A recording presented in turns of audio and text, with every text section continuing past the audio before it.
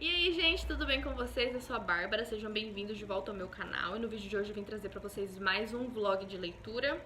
Então antes do vídeo começar, não se esquece, por favor, me segue no Instagram, curte esse vídeo, comenta, se inscreve se você não for inscrito, porque isso me ajuda demais. E vamos começar o vídeo. Então, hoje eu vou estar vlogando pra vocês a minha leitura de Um Beijo Inesquecível, 7º livro da série Os Bridgertons. E eu tô muito ansiosa pra começar esse vlog. Devo dizer pra vocês que hoje é domingo e eu comecei a ler esse livro na sexta. Na verdade, eu ainda tô um pouco na ressaca, então eu meio que leio antes de dormir, meio que me obrigando a ler. Mas não me obrigando a ler, porque o livro, gente, tá muito bom mesmo. Eu já tava com expectativas bem boas por si só, por ser a Hyacinth a protagonista desse livro.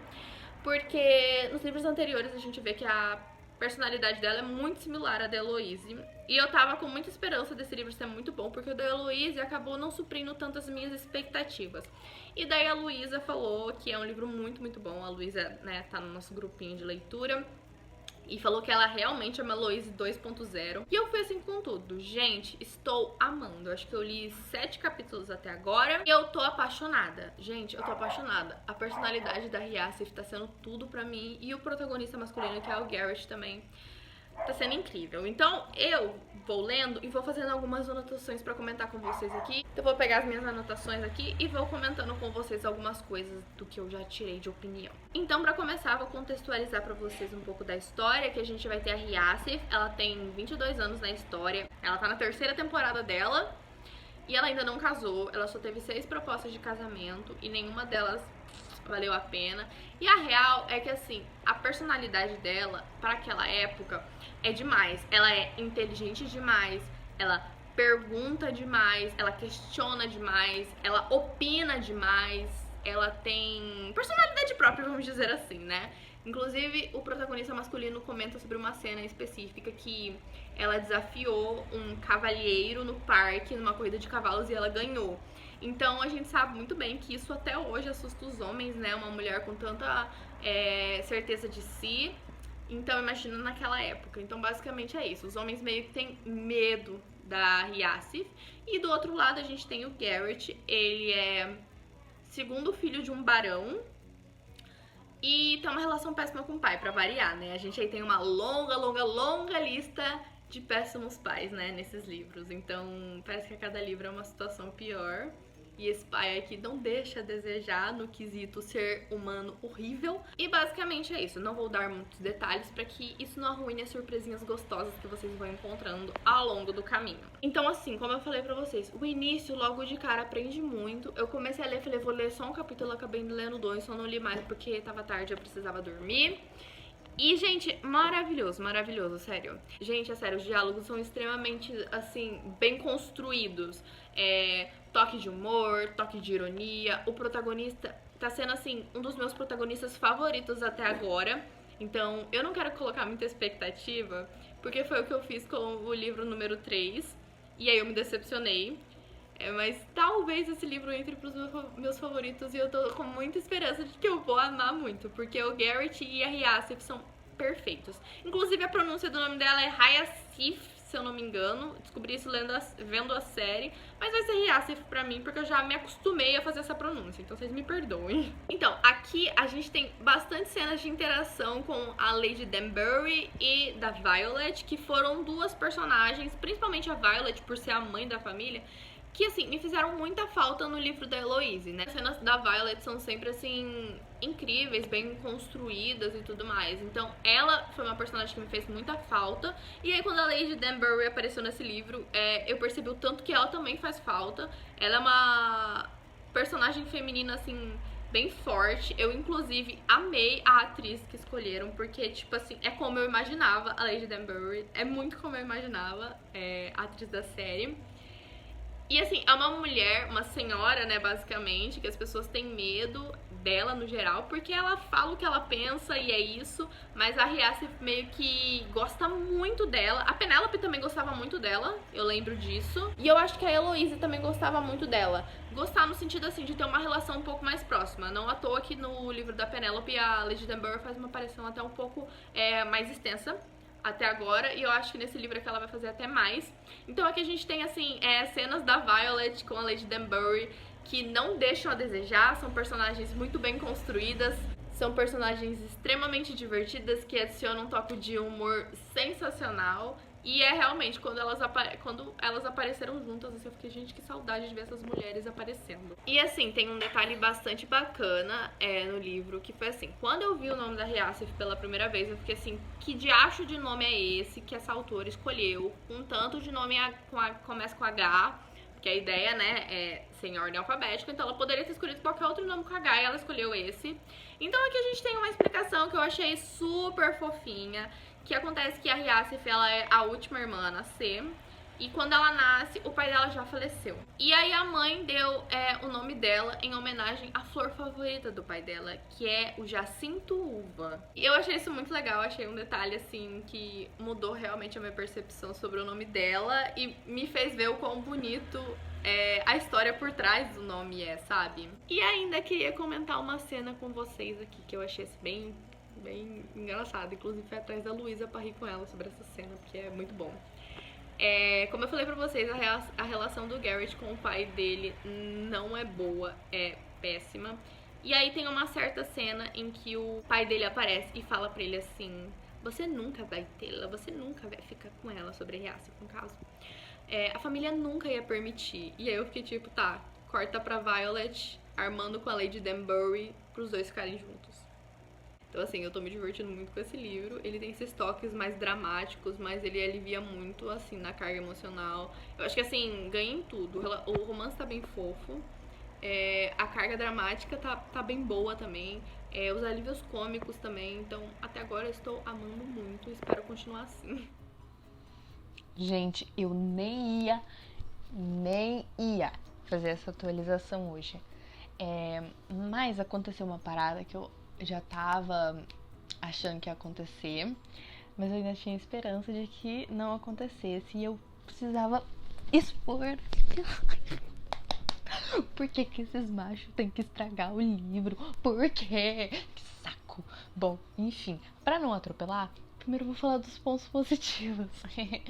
Que basicamente é o quê? Nesse livro a gente tem o quê? A aparição maior do Gregory, né? Afinal de contas, agora o Gregory tem 24 anos, ele e a Hyacinth são os únicos que ainda moram com a mãe, né? O resto tá tudo casado, tudo mais.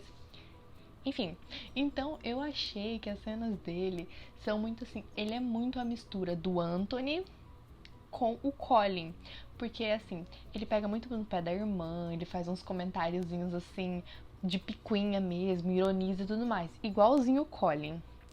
Mas em contrapartida, ele também é o irmão ciumento, que tem uma cena que o Garrett aparece na casa e ele fica encarando o Garrett, tipo, botando medo no Garrett e tudo mais, igualzinho o Anthony faz, né?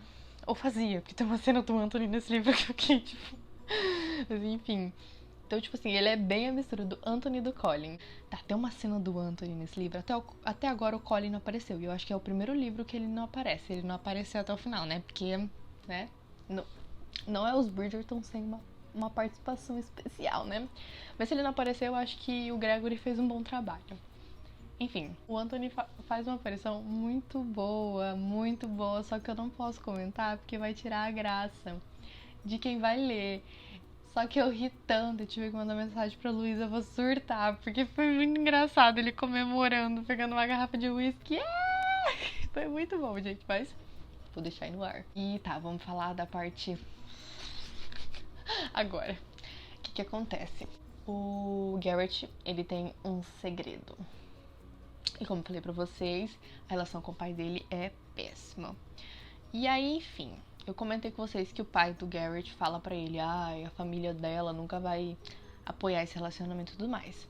E aí, o cenário que eu identifiquei de primeira seria que ele faria igual os livros anteriores, né? Tipo, a gente vê muito isso em O Do Que Eu, a gente vê muito em O Visconde Que Me Amava, a gente vê muito em... no do Benedict, que eu esqueci o nome agora, mas enfim, que é o quê? O cara colocar um problema pra impedir eles de casarem. Isso me irrita muito. Então eu falei assim, ele vai pegar essa situação que o pai dele, né, falou, tipo, a família nunca vai aceitar esse relacionamento de vocês dois, nunca vai deixar vocês dois ficarem juntos, no caso, né?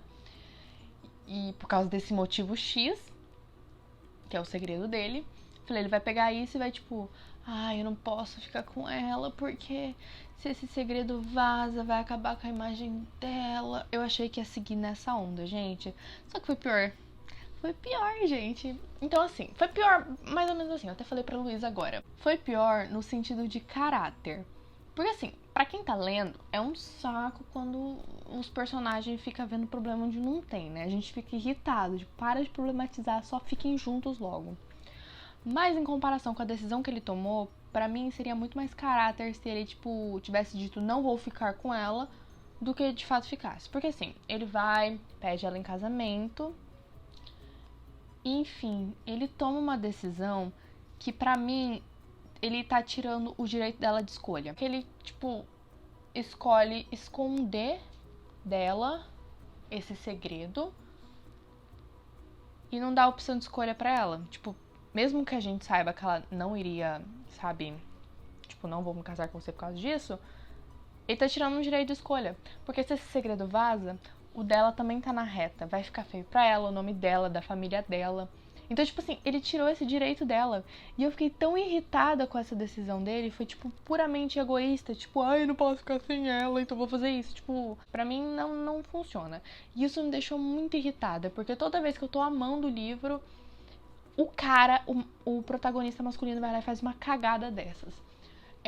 Os outros livros não são tão fortes assim. Então, os meus favoritos são o livro 2 e o livro 4. Gente, quando eu comecei a ler o livro 3, se vocês assistiram meu vlog, vocês viram o quanto eu tava amando. Eu comecei esse livro jurando que ia ser um dos meus favoritos, pra vocês terem uma ideia, que é o livro do Benedict, no caso, né? Enfim, daí o Benedict vai lá e faz o que? Cagada, cagou todo o livro.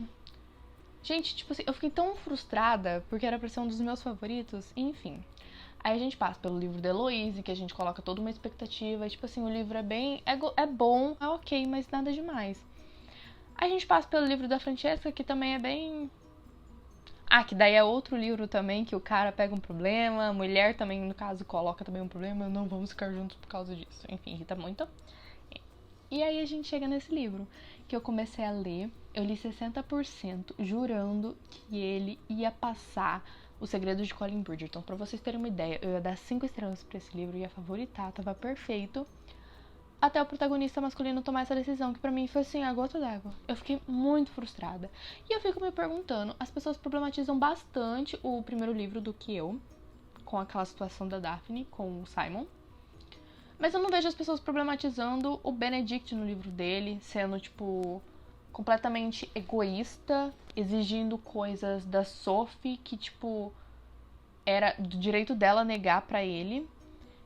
E eu não vejo as pessoas problematizando o Garrett nesse livro. Não vejo as pessoas falando sobre esse assunto. Porque ele tirou um direito dela, sim, de escolha. Realmente, talvez o Duque tenha um problema maior. Mas o fato do problema de o Duque ser maior não deveria tirar o foco dos outros, porque são problemáticos, sim. Eu acho que o Benedict é meio excessivo no livro dele, já falei isso no vlog e tudo mais. E nesse caso aqui, o Garrett não chegou a ser como incisivo como o Benedict, mas o que ele fez, como eu falei pra vocês, tirou uma escolha dela. Ele não perguntou, não pediu a opinião dela, não chegou, não contou a verdade, não expôs. Ele, tipo, preciso fazer isso aqui e pronto, e acabou. Não tô nem aí se lá na frente a bomba explodir e afetar ela também, sabe? Então isso me irritou muito.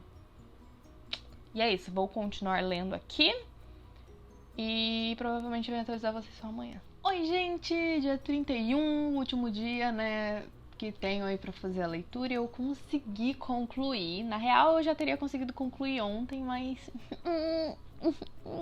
a ressaca literária não foi embora de mim. E eu tava querendo começar um outro livro pra poder conseguir bater minha metinha ali de ler 4 livros, pelo menos, né? E o livro tava na MetBR também. E eu consegui, eu li ele, comecei a ler ontem e terminei ele hoje. Aí logo que eu terminei eu já comecei, faltava só 4 capítulos pra eu terminar. É um beijo inesquecível. Foi isso, gente, eu amei o livro. Era pra ser um livro 5 estrelas, mas como vocês puderam ver, eu fiquei super incomodada com uma atitude que o protagonista tomou. Então o livro caiu pra 4,5. Mas ainda assim eu amei. Leitura, escrita super fluida, os diálogos são perfeitos, são muito engraçados. A gente tem Lady Danbury, a gente tem Hyacinth perfeita, e a gente tem um epílogo super completinho. Achei muito bom o epílogo, que me deixou bem brava, devo confessar. Porque assim, o livro gira em torno de um mistério que a Hyacinth tá tentando desvendar e tudo mais, e no fim das contas deixa aí, solto, entendeu? Então assim, eu não gostei muito, eu gostaria que tudo... Ai, não posso falar, entendeu? Então isso me incomodou um pouco. E assim, gente, o pai do protagonista tava na disputa ali, ó, acirradíssimo pra ser o pior pai dessa série. Gente, que homem péssimo. Que homem péssimo. Mas assim, a leitura é super gostosa, gostei muito dos protagonistas, gostei muito dos secundários. A gente não teve Colin nesse livro, gente. Fiquei bem triste, assim, o Colin é só citado, ele não aparece propriamente. Mas, enfim, a gente teve um pouquinho de Gregory e isso deu pra acalentar um pouquinho o coração, sabe? Então eu tô assim muito ansiosa pra fazer a leitura. E A Caminho do Altar, acho que é esse o nome. Finalizar essa série no mês de abril aí, e tô muito contente, de verdade. Foi uma série que eu demorei muito tempo pra começar por preguiça, pela quantidade de livros, mas com certeza valeu a pena. E melhor ainda foi ter feito isso numa leitura coletiva, porque eu pude ter gente pra poder surtar. Amanda e Luísa, minhas fiéis companheiras até hoje comigo. E, enfim, então tá sendo assim uma experiência muito maravilhosa. Acho que vou fazer outras leituras coletivas aí com outros livros, mas não sei ainda assim. Vou me decidir. O que vocês acham? Vocês gostariam de ver outras leituras coletivas rolando aqui? Porque por ser uma série é meio difícil todo mundo participar. Já vi gente chegando, que livro que você tá? Você tá no livro 3? E a gente, putz, eu acabei de ler o livro 3, a gente já tá indo pro 4. Então assim, o que vocês acham? Se vocês gostariam de ver aqui, deixa aqui embaixo nos comentários alguns livros que vocês gostariam de ver numa leitura coletiva, de ler junto comigo. E se vocês não tiverem essa ideia de livro nenhum, só me deixa aí se vocês gostariam de ter outra leitura coletiva aqui no canal. Gente, bom, é isso. Eu amei muito. Foi um livro que me deu muito gás pra voltar a ler. Eu acho que abril pode ser um mês muito bom. Tô bem confiante. E é isso. Não se esquece de me seguir no Instagram, de se inscrever caso não seja inscrito, de curtir e de comentar. E é isso. Um beijo e até o próximo vídeo.